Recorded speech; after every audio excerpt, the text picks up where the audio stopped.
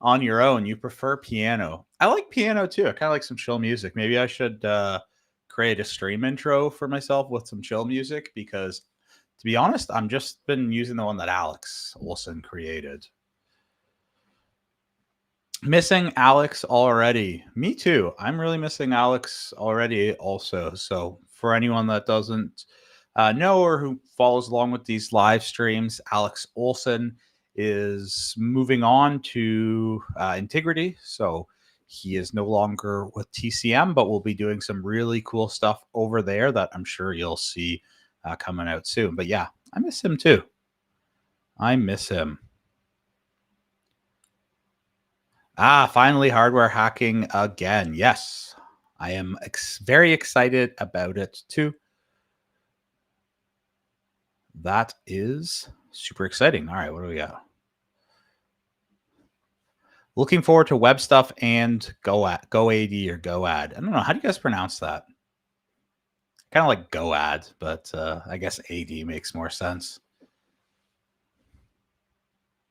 Yeah, I'm going to do the router. We usually, so the way that these streams work is we'll chat for a little bit. I'll answer some questions, get ourselves warmed up here, and then I'll go into the router and we'll see what we can do, if we can get the firmware off or not.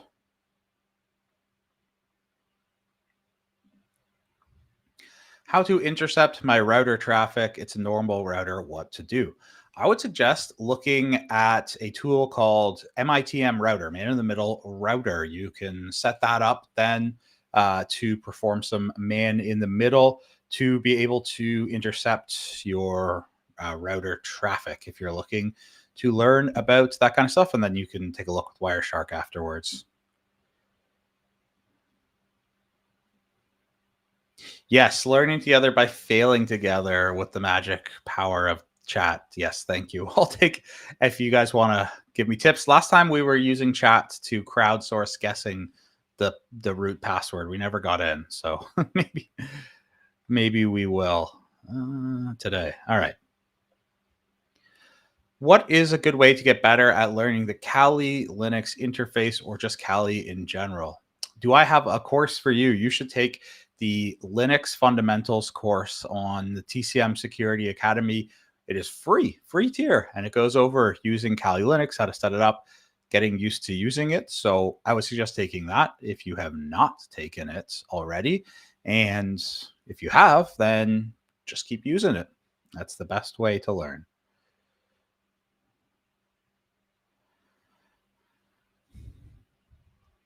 It's your first time in the live and you are AI hacking from Nigeria. Awesome. Good to have you here. Appreciate having folks jumping in. That is awesome to see people coming from all over the place. Love to see it.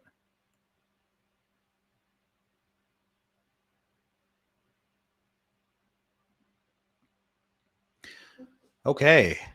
You have been doing the IoT hacking course and it has been awesome. I am so glad to hear that. You're 80% through the course. If you want to work in the industry as a hardware hacker, what should I do?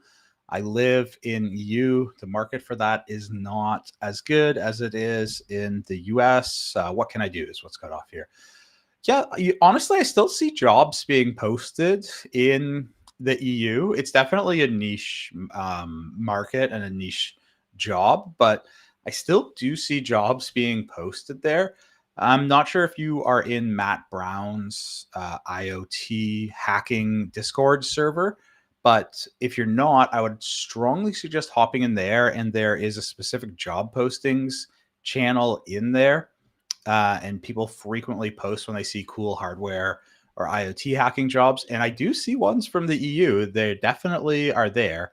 I just saw one from the EU just the other day. So they're there. You just have to, might take a little bit longer, but they're definitely there, and there are more of them coming. So definitely go ahead and check that.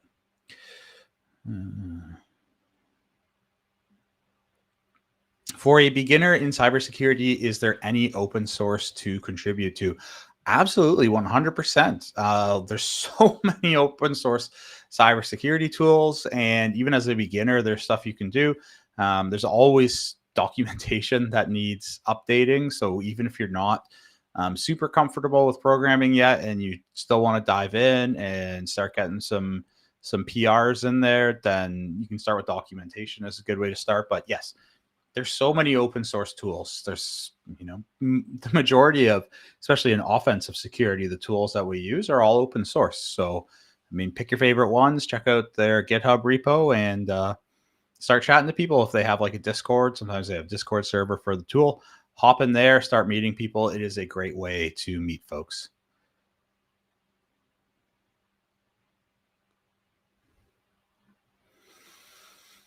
You and Prince say it like goat, and then just change the T to D. That's goad.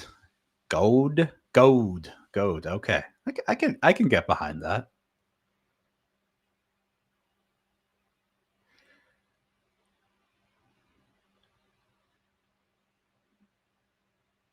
You hope I won't reset my router. I'm not hacking. I'm not going to be hacking on the router that I am using right now. I'm hacking on like a cheaper router that I picked up. But that's a good point. I have a point that I always make, and I suggest for hardware hacking or IoT hacking, and that is never to hack on something that you would be upset or wouldn't be good if you broke it, because it happens, frying stuff and bricking things. So yeah, I wouldn't go take your internet router that you're relying on for your internet and try and hack that, because yeah, you don't want to be breaking that.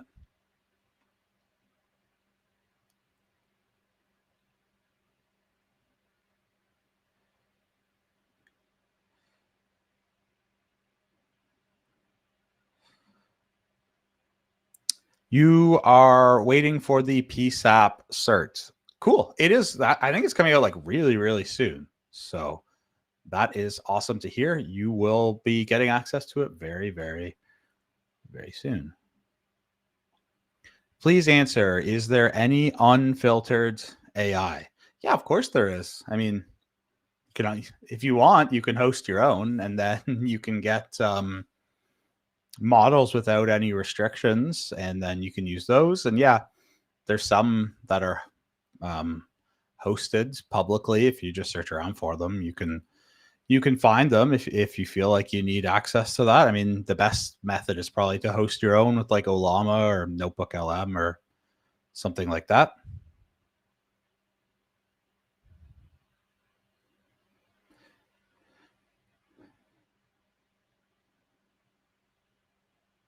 All right, I'm just going through the chat here. I see people just want me to start router hacking, which I will start soon, but I mean, I just need a second to come in here and figure myself out. I've been doing job search for a while now. Any recommendations on that would be really appreciated. You've done your bachelor's, you have PNPT, PWPA, PhD, and PWPP. Awesome job on all of those certs. Yeah, honestly, right now the job market is not great. I mean, I'm not going to sugarcoat it. The biggest thing I would say to check out is, are you getting interviews? Are you not getting interviews? If you're not getting interviews, you probably need to look at your resume, how many jobs you're applying for and what jobs you're applying for, and reevaluating there. If you are getting interviews, then maybe your resume is okay, and then you need to polish up your interviews. So I think doing some mock interviews, if you can, would be a really good idea. And if you have not already Hamza, I'm guessing you probably have, but you should take the soft skills course. But definitely, I mean, if you want, even want to drop in chat, if you're comfortable saying like, where are you getting stuck? Are you not getting any callbacks even from your resumes, or are you getting interviews, but interviews aren't going well? Let me know, because then we can try and pinpoint from there, because there's a few things it could be.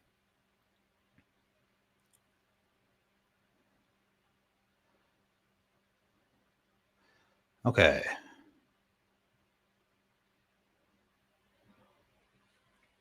Am I AI? Not that I'm aware of, but I mean, I guess there is always that theory that we're all just in a simulation. So, I mean, you never know for sure, but to my best of knowledge, no, I'm not. Hey, thanks for tuning in all the way from Afghanistan. I'm in Canada. Is this live? Yes, it is live, and there is a recording, so you can Watch this afterwards if you want to.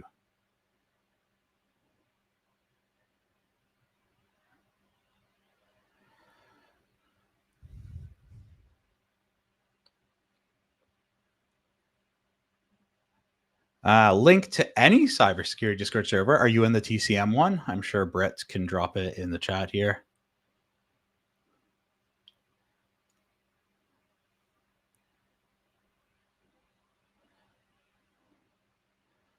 All right, there's a lot in the chat here, so I'm just going to look at some of the pinned ones here, and then yeah, we'll start trying to figure out some router hacking.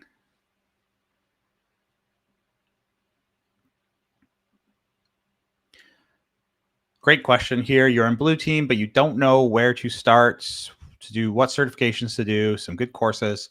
What do you recommend? I would recommend taking uh, the SOC 101 course from TCM Security. If you want to check it out and see if you like it before you commit to it, you can take the first about half of it for free on our YouTube channel.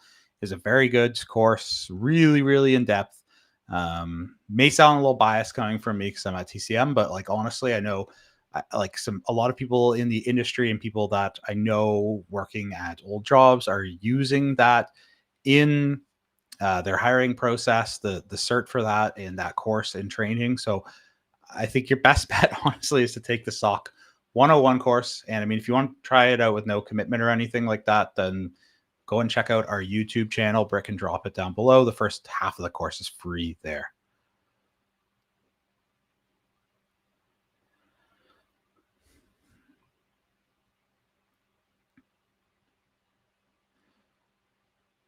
Okay, is Linux mandatory to learn when entering cybersecurity? Still a beginner and no knowledge with IT related fields.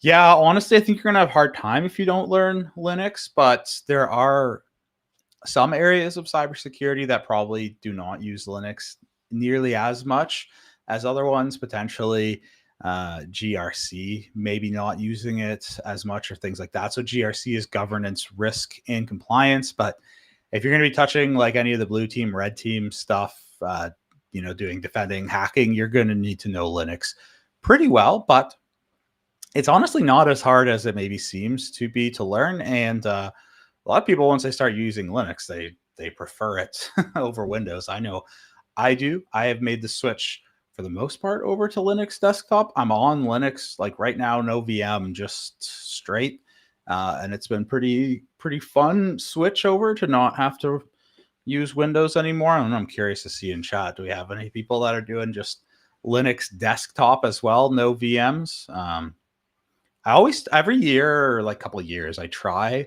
and I'm like, okay, I'm gonna go back to Linux desktop, and then there's like some bunch of stuff that just doesn't work, or eventually something keeps crashing, or it just annoys me, and I have to go back to Windows. But so far, I've been pretty smooth here for the last while on Linux desktop.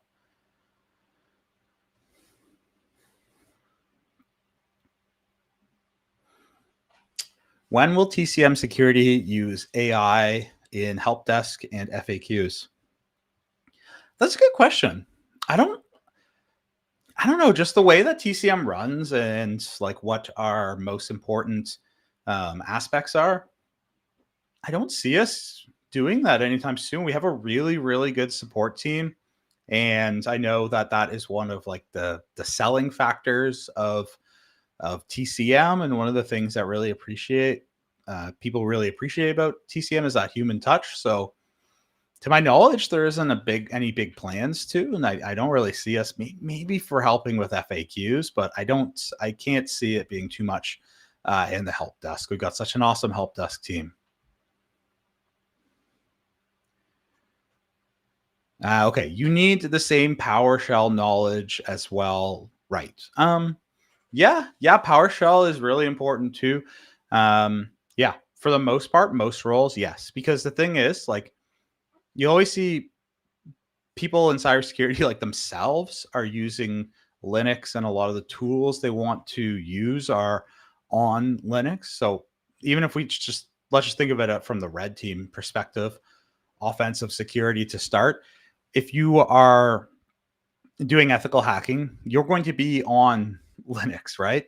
But almost all of the systems you're going to be targeting are Windows, because the corporate world of who is buying network pen tests, they're all going to be using Windows and Active Directory, or like, 95%. I mean, someone always chimes in and says like, oh, some companies use Macs, but for the most part, people are using Windows.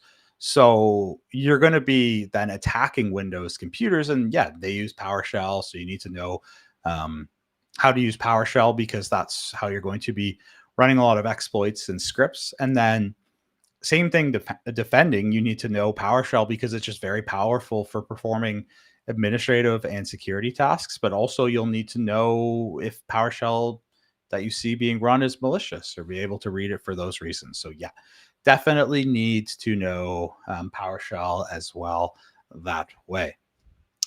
Okay, so I will keep an eye on the chat and the questions, but I'm going to move over now and we'll see if we, we can try and do some router hacking here. We will do some router hacking, but we'll see if we can dump the flash memory here and get the firmware off of this router. So I will be keeping an eye on chat though. So please, if you have any questions about what I'm doing, or you just want to talk amongst yourselves, please do so, and I'll keep an eye on chat.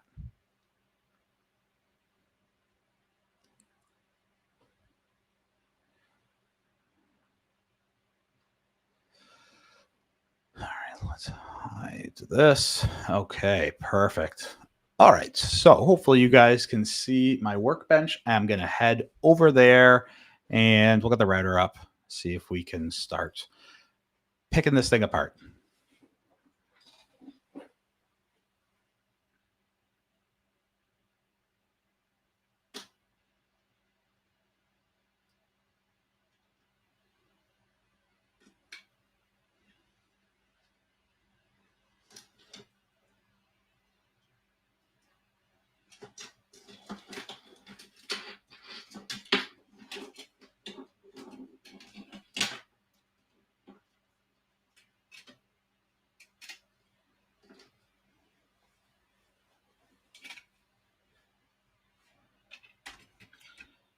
Okay, I've got two mics going. Can you guys drop in chat if you can hear me all right still? Because I brought a mic over here, but I just want to make sure you guys can hear me okay.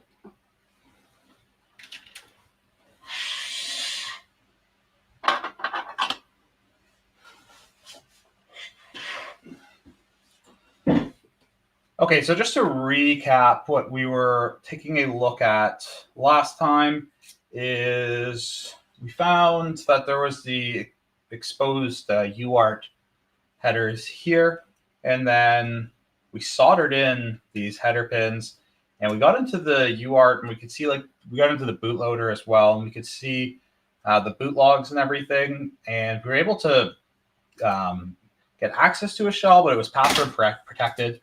Tried to guess a bunch of passwords. We're not able to get in. So the next thing we're going to try and do, and we identified here, is we have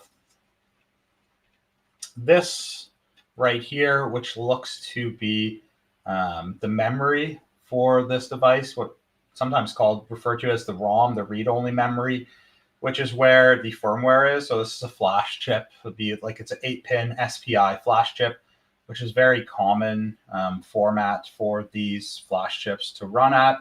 And so what we're going to try and do today is we're going to see if we can connect to this and dump the firmware off, so then we can start reverse engineering it.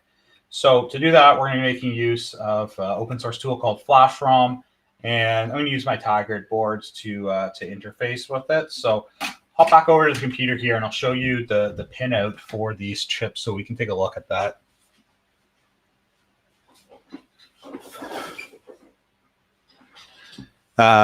Okay, all righty. Okay, cool. So sounds like you guys can hear me. So I do just want to show the pinout for these.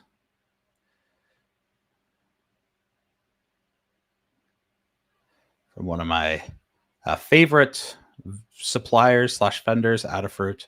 If you're not familiar with them, they have super cool stuff. Zoom in a bit here, but yeah, so almost all of these, pretty much every single one of these 8-pin flash chips, they use SPI. Usually they start with like something 25, W25. So this one is a H25. And then they have the same chips. You can see we've got this little indicator here in the top left that shows that the top left orientation. And then we've got all of these pins here, and they're pretty much always in this standard layout. So you got chip select, digital out, write protect, VSS, that stands for ground, digital in, clock, hold, and VCC. So what you can do is we can use a chip clip to connect to these, which I'll show, or alternatively, what I'm going to do today is actually individual clips. So I'm going to go back over and wire this up now and show how I walk or how I do this.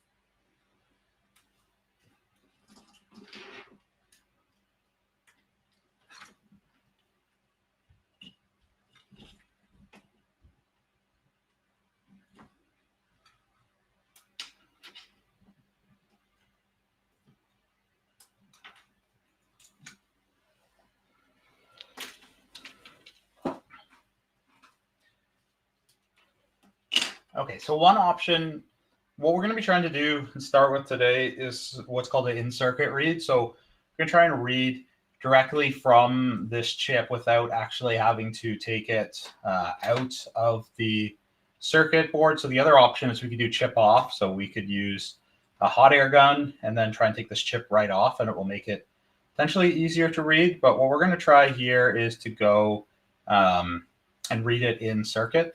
So one tool that you can use for that is these chip clips, which I show in the course. And the way that they work is they've got these connectors on the inside. Then you can clip them over here, but these things are notoriously a nuisance for just like coming off and not holding on very well, especially these cheaper ones. So I try and avoid using these when I can. I think they just cause more headache than help. So the other option, if you're going to go in circuit, is to use something like these. They're called IC test clips usually. And the way that these work is if you take a cable here. So you take a standard, these are called DuPont cables. So this is a female DuPont cable. So this will go over this end here. And then if you, it's kind of hard to see, they're so tiny, but they have these little tiny grabbers here on the end. So these can actually hook over the legs of this chip here. So on this package is called like SOIC or SOIP. It's hard to see, but these are actually like little legs. So they can be grabbed onto without actually them being completely surface mount.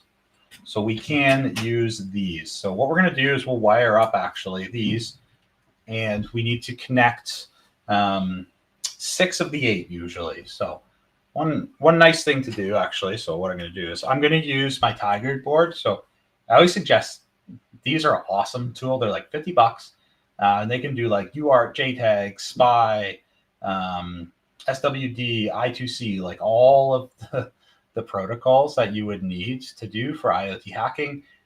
You can get access to on this Tiger board. And one of the other really nice things I like about them is you can shift the voltage levels. So a lot of times you'll be running at 3.3 volts, but you can also do 1.8 volts or 5 volts, which is nice because alternatively, let me grab it here. Another tool I suggest that you can get away with usually is these Blackboard CH341As because they're super cheap. and they work most of the time, especially for reads. But these usually run at 5 volts only, so they'll provide 5 volts on the data lines and things like that to the chips, and then you can damage the chips doing that. I usually don't doing reads. If you're writing to them, sometimes you can. So anyway, I always suggest if you can get these staggered boards.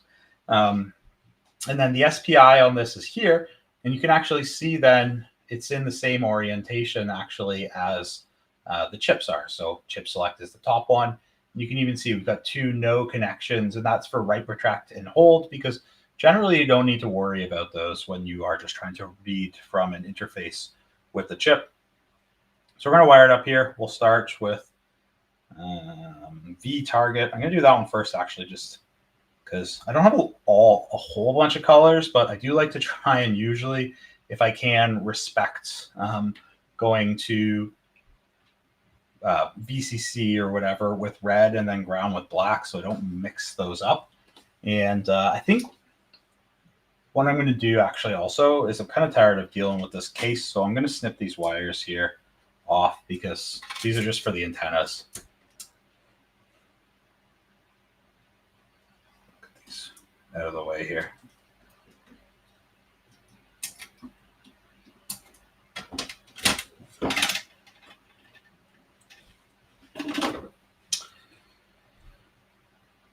Okay, and now I can use these. People always ask me about these when I am streaming with this. These are from a PC Byte kit, which is a toolkit for doing probing, and they come with some nice probes that maybe we'll bust out later if we need them, but they're really nice for holding a PCB in place and not having it move around, which is always really nice. So we can hold our Tiger here with it as well.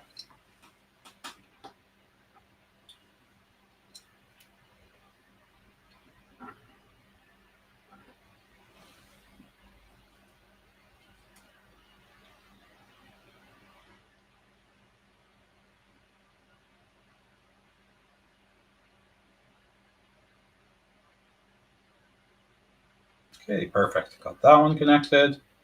So we'll do ground next with our black one here.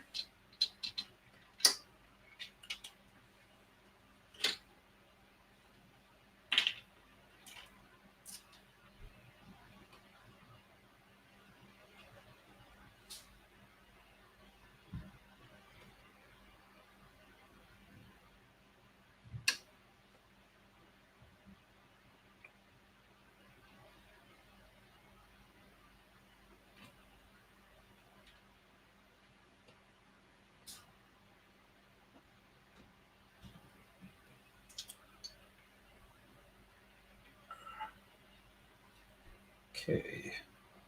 The yellow one here, we will do chip select, CS.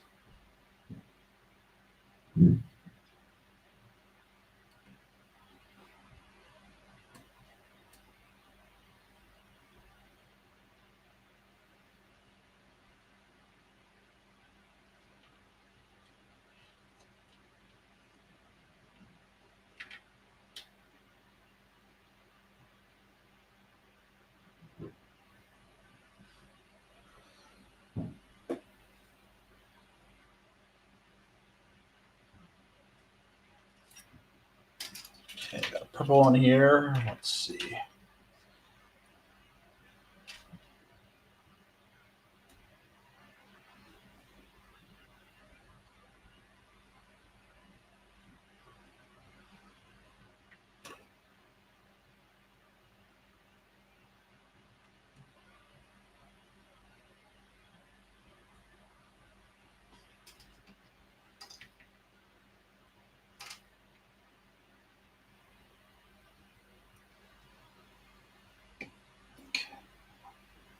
Perfect.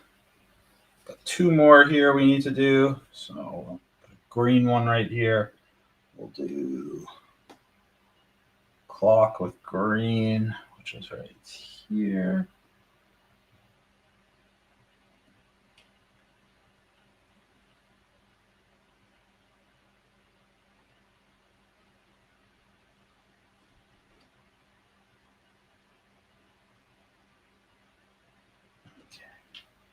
Last one in here down at the bottom.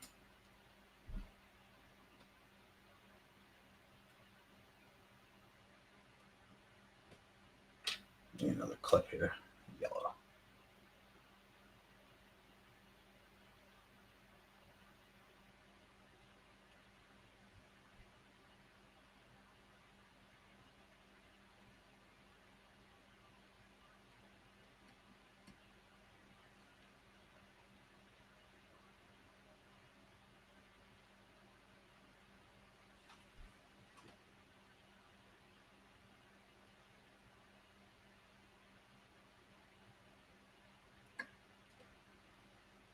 Okay.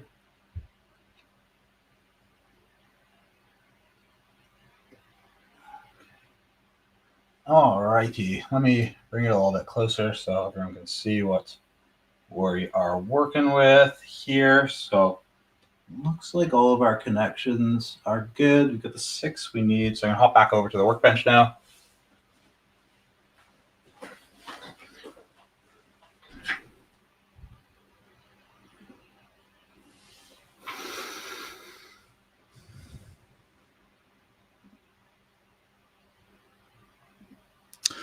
Okay. Let me see if there's any pin things here before we try and read from this here. So.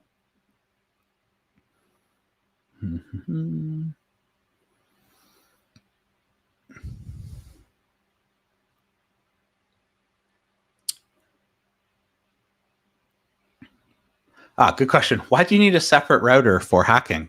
So what I'm talking about there is don't hack, like don't take apart and hook up wires and stuff to the router that you use for your internet, because there's a good chance you will break it and then you won't have internet.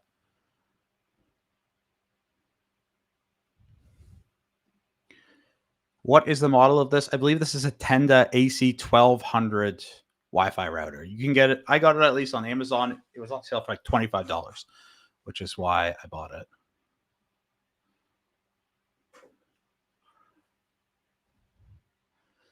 Do those stand riser things have a name? I'm not entirely sure. The only place I've seen those ones like that is from the PC Byte kits, which I can't recommend PC Bytes enough. They are so cool. Let me show what the kit looks like here. I am zero sponsored by these folks. I just really like their tool. So here you can get, yeah. So if you get this kit, like even this one, here's the prices. You can order these. You can get them off Amazon and stuff too. So they come with these little probes too, which we might take a look at later on. But yeah, these things are amazing. I love using them. So that's where those come from.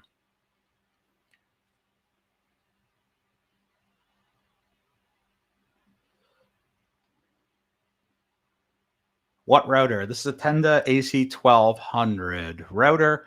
And for those, anyone that tuned in, yeah, we're taking a look at now seeing if we can get the firmware off of it, because we have already found a UART shell, but it was password protected. So we're going to get the firmware off and then see if we can start reverse engineering it.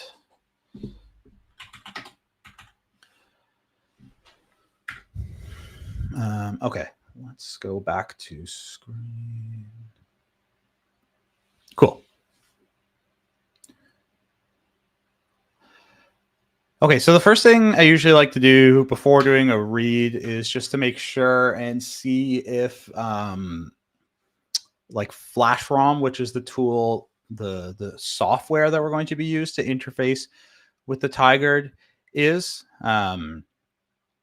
So usually, so you can just try and go ahead and do a read, and if it can't identify it, it'll just fail. But I do like to run this command with the dash capital V to show us what we actually getting back from the router itself. So let's go ahead now. Oh, I gotta plug in my Tigard. Let me do that. That might help us out a bit.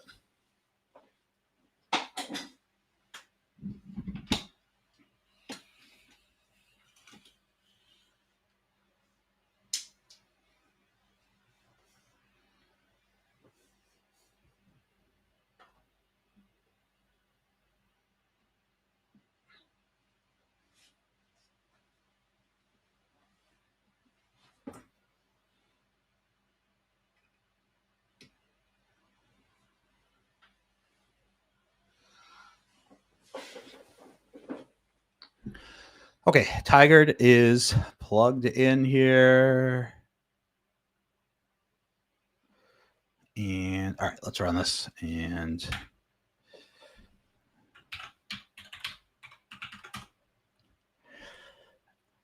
okay, so this is it probing for all of these different flash chips, because what these SPI flash chips use is they use like an ID that to identify what they are. There's like they're all communicating over SPI, which is stands for Serial Peripheral Interface. And so what FlashROM is trying to do then is trying to talk to this and say, hey, what, probing and asking it what ID it is. And you can see it's coming back. They're all just coming back as zeros. So that means it can't talk to the chip. And this is something that is kind of common to happen if you're doing an in-circuit read. I'm not surprised to see this happening because there's a few reasons for this, but one of the main ones is that um, the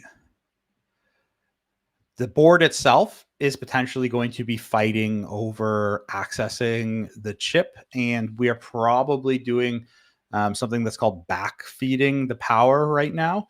So we have, if we go back actually to the top-down camera, so you can see in the top left there, we've got the VCC that's going to the chip. Well, or actually, I think it's the top right. Yeah, top right. So that is probably hooked up to the rail that goes to the SoC, the system on a chip, and it's probably powering the router at least somewhat. And then the router is going to try and talk to the chip, and then we're fighting over it. Or there could be pull down resistors that are pulling down the data outline. So anyway, let's go take a look. Maybe we can even see if the router powered itself on. So that'll be the next thing to take a look at here.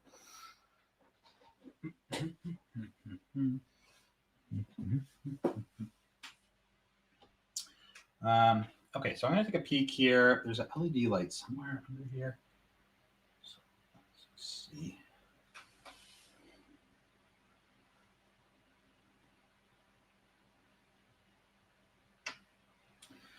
Okay, yeah, so it's going to be hard to show you on here, but there's an LED light under here, and like I can see that it's on. So usually that's a good indication then that we are back powering the router. So that means here, this is the VCC that's coming off of Tigard. And so like we're supplying power to the router through that, and it's trying to start up, and then it's probably fighting over the chip. So if that's the case, it can be really hard to perform the in-circuit read. So one of the things you can try then actually is to let the router power itself, and then see if you can still then talk to the chip like after it boots up. Potentially it'll free the lines. Because a lot of times what happens if you back power it is it doesn't have fully enough power, so it just like keeps restarting trying to talk to it. So what I'm going to do is actually take off the VCC or V targets here, and then I'll just power the router from the power supply, and then we'll go ahead and try a read again and see if that helps at all.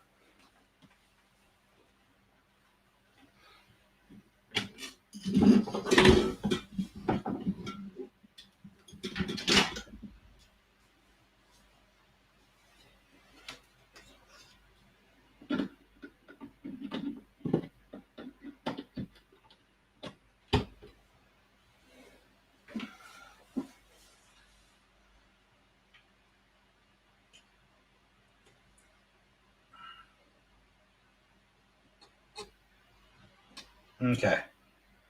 Router is now powered on, but through the power supply. So if you're going to do this, you definitely want to make sure you're disconnecting VCC, which is the red one here, the V target, so that you're not supplying it. Now we can try the read again. So, I mean, this is what hardware hacking a lot of times is, a lot of trial and failure. And I'm just going through a list of things that I usually try now, starting with the least destructive to more potentially destructive.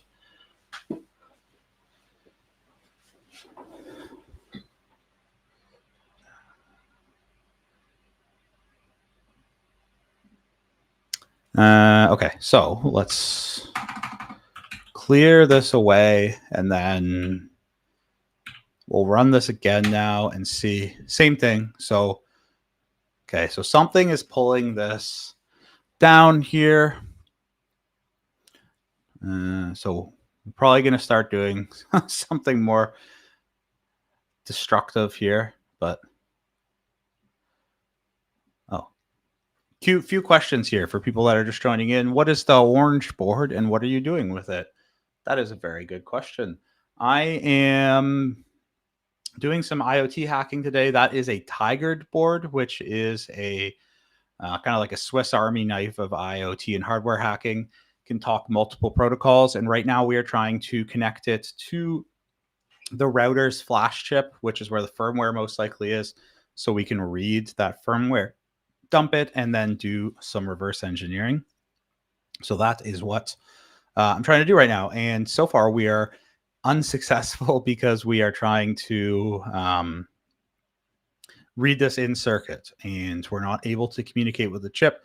So the next thing I'm going to do probably is to lift up the chip select pin on the board. We'll snip it off and then see if that helps, or if that, because then that can block the board from being able to communicate with it. So we'll go do that now. So now we're getting into potentially some destructive stuff here. So this is why I always suggest don't do this on devices you don't care about. I could probably repair it later with some solder, but yeah, we'll start by lifting up that chip selects pin. So let's go take a look at that now.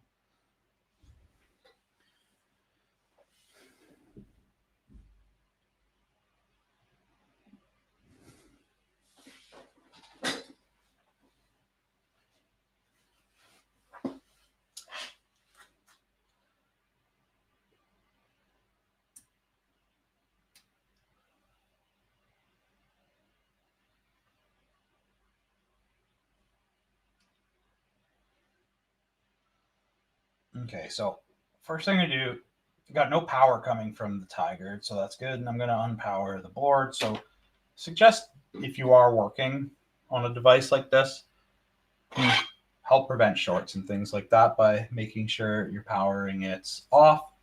So what I'm going to do here is I'm just going to see if I can get under here, and then I'm going to use a scalpel for this because I don't have a pair of snippers that are quite long enough, and we'll see if we can't get out of here. Just snip it through there.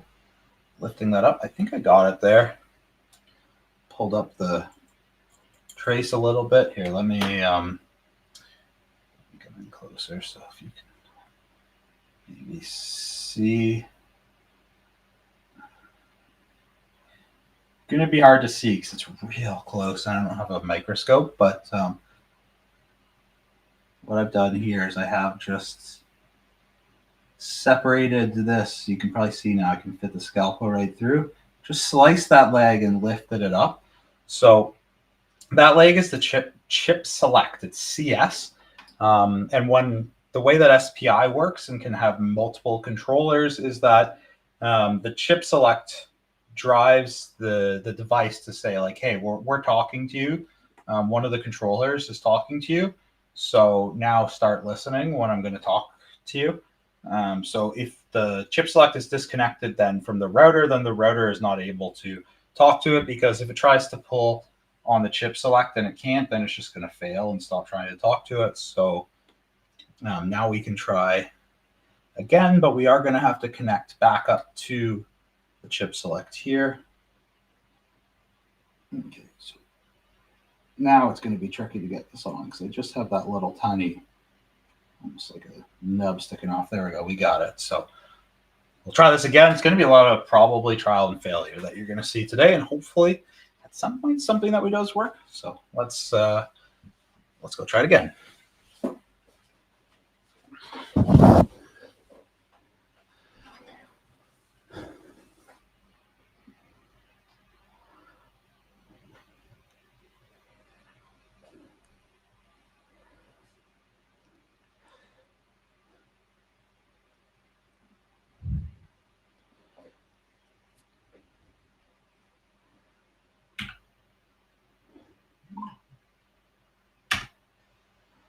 Okay, same results. Unfortunately, that one didn't work. So next thing to do probably is bust out the oscilloscope and make sure we see that chip select line being pulled low, and then we should take a look at the data outline and see if something is pulling it or not reading anything from it. And then if that doesn't work, the next thing we'll probably lift up is that data outline. But I want to quickly check over chat because I've just kind of been talking into the nether for the last minute or two here.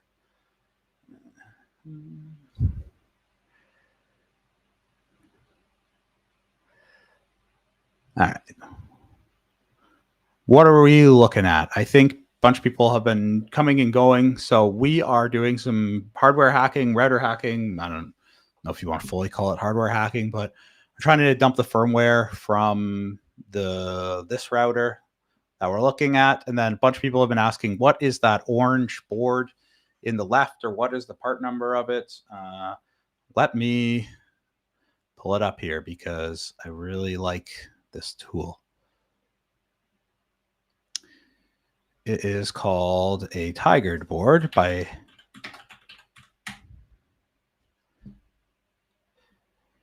so it is this device right here. You can get it from Mouser. There's a few other places you can get it. The company is called Securing Hardware. They have training about how to use it, and the guy from that company is awesome. Does a lot of talks, and like you can also build this. It's all open source, which is cool too. But yeah, this Canadian, so $75 Canadian is well worth it. This is that. So that's what I've been using and looking at.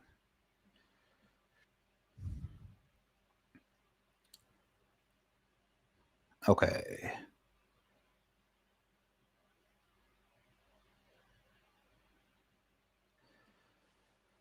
Chip select reset didn't work. What's the difference between this and full chip reset? Not entirely sure what you mean by that. What we try to do is pull up the chip select so that the router can't talk to it. So yeah, the full on here would be to take the whole chip off, I guess. What is a good router to try this out on?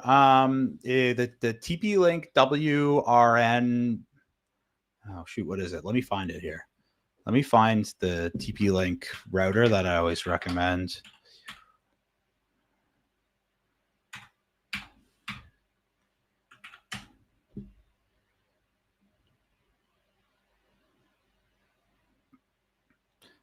Just trying to find the one. I forgot what it is. TP-Link WR TP-Link.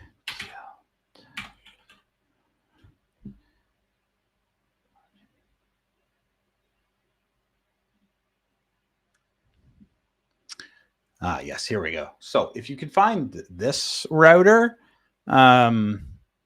which this is a excellent one to check out. I would suggest going for this router.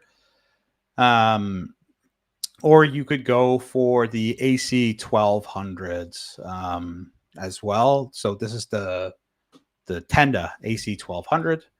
I would recommend checking those out. But I mean, if you can't find any router people are throwing away or stuff, they're all very similar. Okay, let's go over now and let's fire up the oscilloscope, and we'll try a few more things with the oscilloscope. Maybe try and lift up that DO pin, see if we can't get it working. And I don't know, maybe we'll have to pick this up next time. But let's go see if we can get it going with the oscilloscope.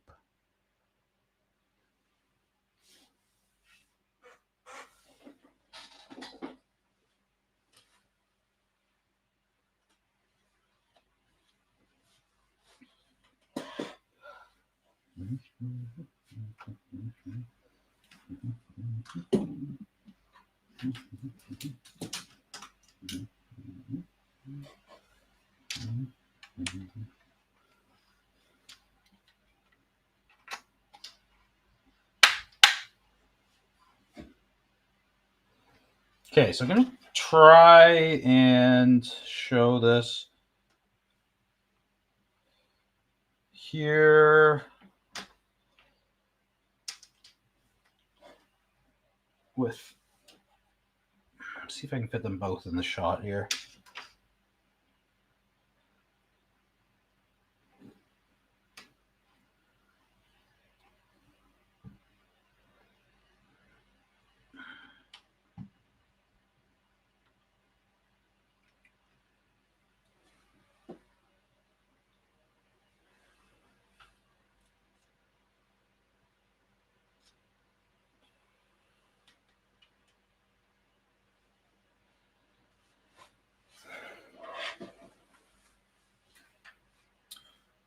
Okay, while that's powering on here, so what I'm going to do first is I'm going to try and look at chip select and just make sure it's getting pulled down.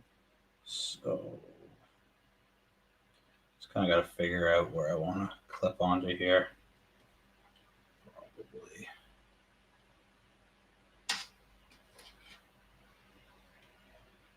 here, maybe.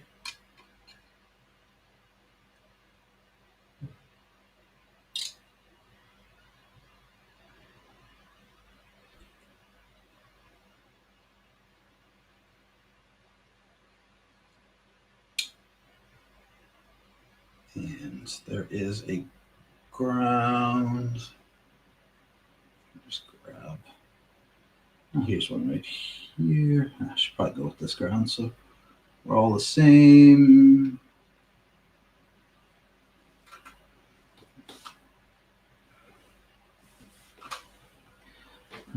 Okay. Can we see? I need to lift this up a bit so we don't get so much glare on it here. Find something to lift this up with.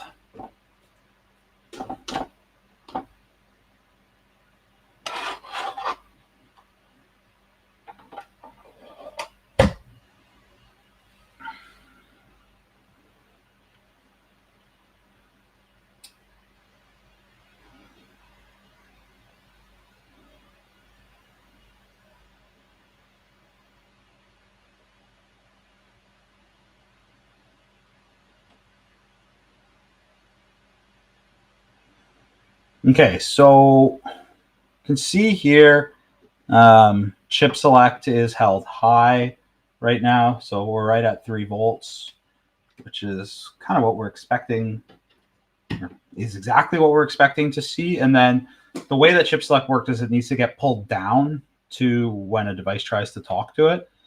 So what I'm going to do is I'm going to run the command and then hopefully, actually let's give ourselves a little bit more a window here and we'll see if we see chip select being pulled down here.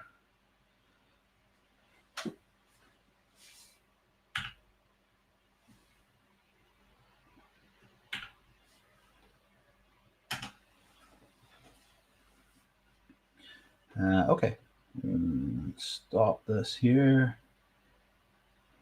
Now we can zoom in a bit. Oops.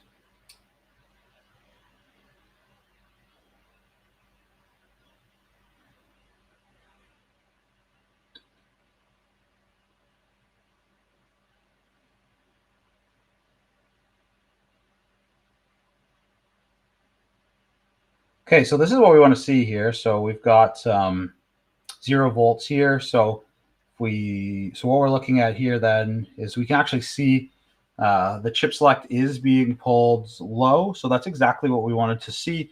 So chip select is working then and talking to the chip to say it's talking to it, which is good. So the next thing we'll do is we'll bring in one more oscilloscope probe here, and we're going to look at the communication line out from this and see if we're getting anything out from that. So let's pull in another oscilloscope probe here.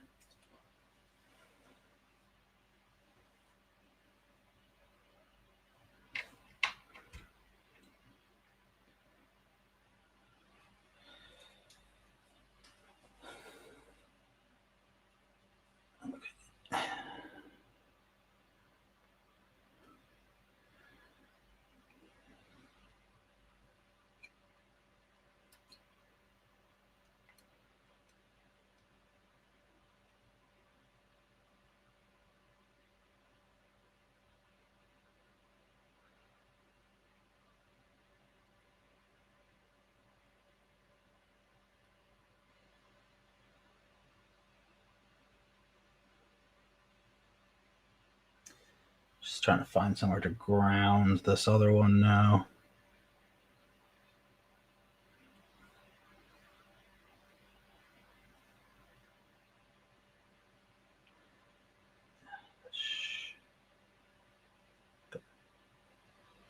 Should be a ground. Let's see if that gives us issues or not.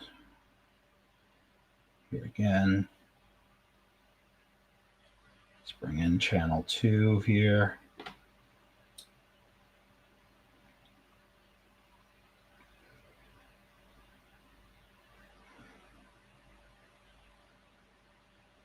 Oops. 3 volts. Zoom back out.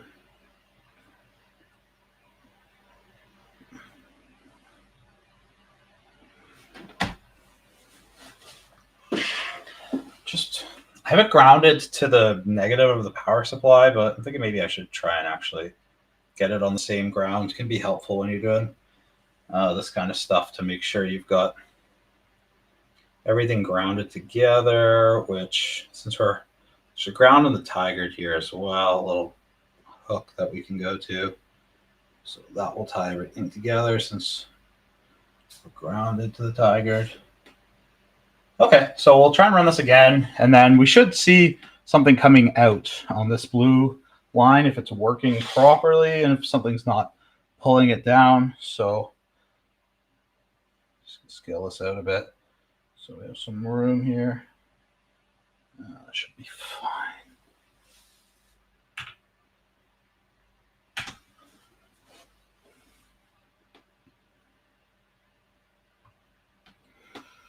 Okay. That looks to be then our issue, because we see the chip select is going down, but then there's nothing coming out back out of the chip. So probably likely, if I zoom in here, I can even see them. I was kind of thinking this might be the case here. So let me show you on the board. I'll try and show here without too much glare.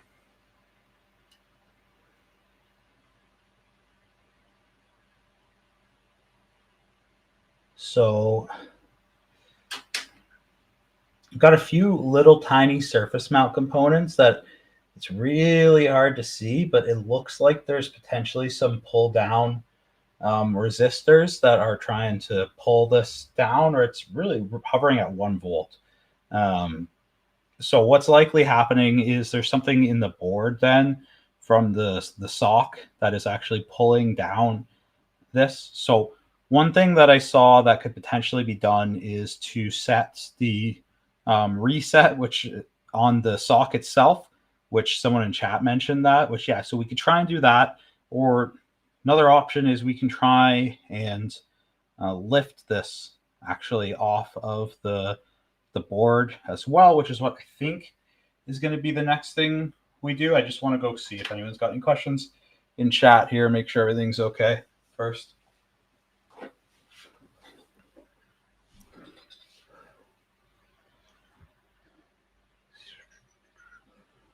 Okay, I'm back. All right.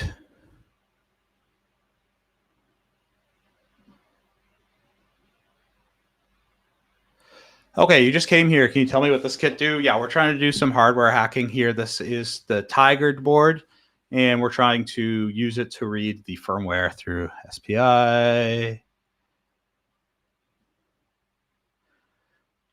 Okay.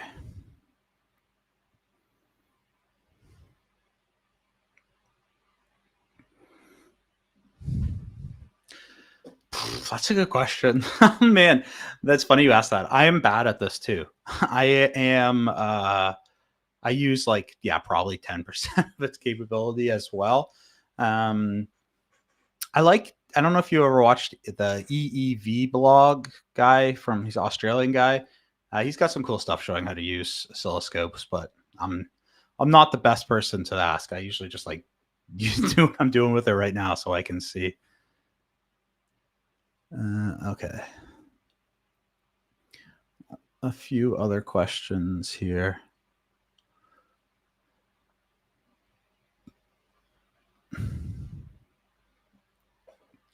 Is this something the manufacturer does to deter hacking? No, probably not. Honestly, it's probably just for um, reliability of being able to communicate with the chip. I don't necessarily think it's for hacking because realistically, what they should be doing then is encrypting the firmware, so it doesn't matter if it gets pulled off, and using things like secure boot if they're concerned about people writing to it. So no, I don't think so. I think it's most likely probably done for reliability of the device. So anyway, let's try and lift up this pin now. We already lifted one up, so what the heck? Why not lift another one?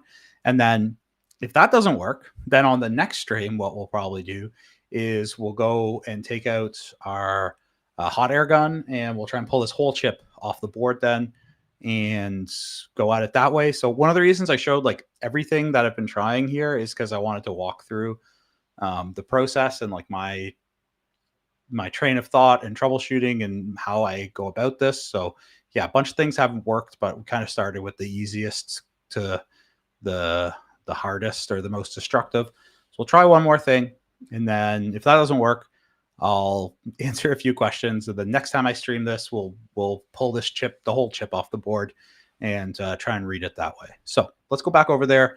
We'll cut this other leg off now since we've already cut some, and then we'll try and read this.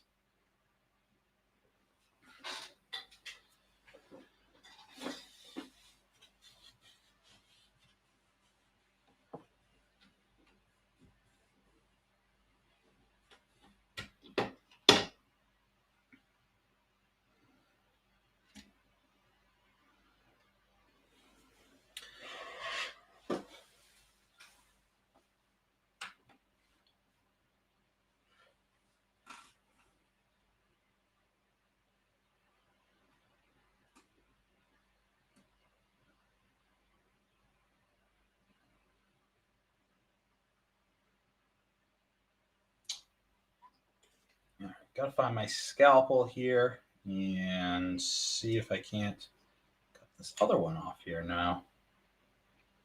Just move this out of the way too.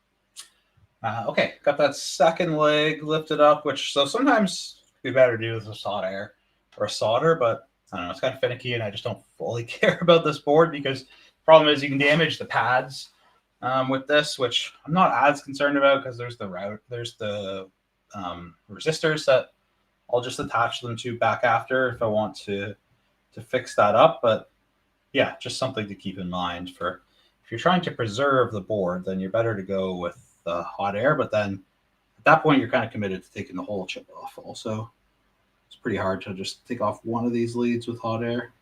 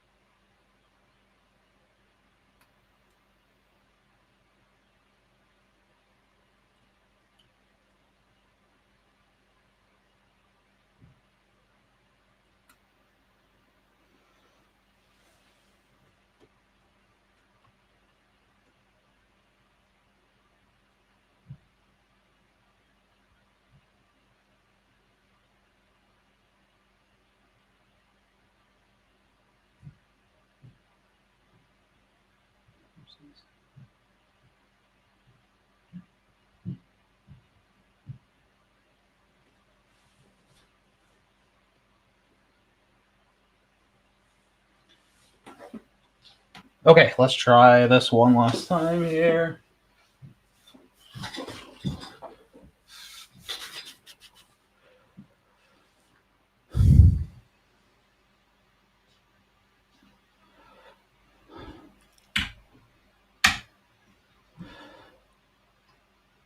Okay, looks like we're still just getting only zeros coming through. So might have to take this off the board because yeah, I'm not getting anything coming through here. So at this point, I think the next step will be we'll pop this chip right off the board, which something that some people just go straight to if it doesn't work. So yeah, I think that's all I'm going to get into for the hacking today, though. But I will pick this up, and we will get into this router. So next time we'll pull this off. We'll pull this chip right off, though.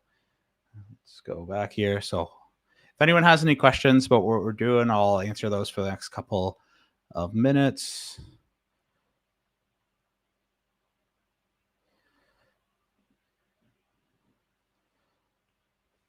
Someone was asking you, they're into hardware hacking type stuff, but not so much code and firmware. What would be a career path for him? My thoughts was too niche and needed to learn firmware code stuff. Yeah, so I'd say just like, you know, you can learn that kind of stuff, but without that hardware hacking itself, the hardware and the code are so intertwined, you know, embedded systems that you need to at least be able to understand some of it.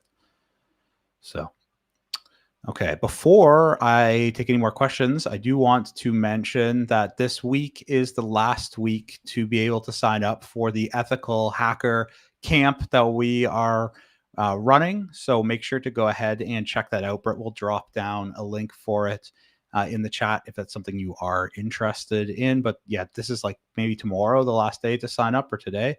So yeah, check that out. I'm going to pop up a thing here.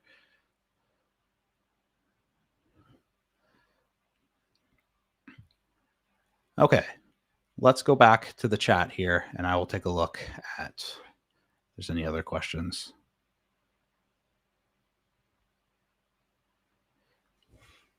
This is a really good question. Would it be possible to simply disconnect the VCC leg to prevent back powering?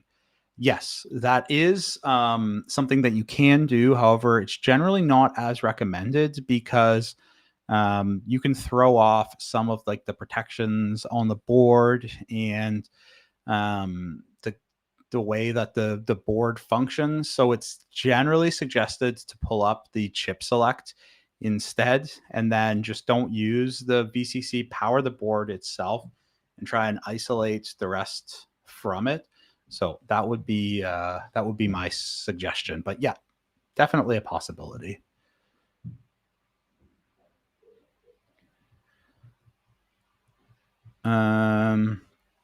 Okay, cool. I am not seeing any more questions in chat here. So really appreciate you guys hanging out with me while I do some hardware hacking. I know we weren't fully successful in this one, but this is the way that it goes. I'm showing you guys without doing this outside of streaming my process. And yeah, we'll need to come back at it next time and probably pop that chip off, but we will get into this router. So again, if you want to check out the ethical hacker camp that is happening, Britt will drop a link to that as well. And then also go ahead and please follow me on LinkedIn or connect with me on LinkedIn. If you had fun watching along with the stream, you can reach me at links.digitalandrew.io. You can check out my blog too, where I have a bunch of details about hardware and IoT hacking, and you can get links to my social media. So thank you everyone for tuning in. I really appreciate it. I will see you soon.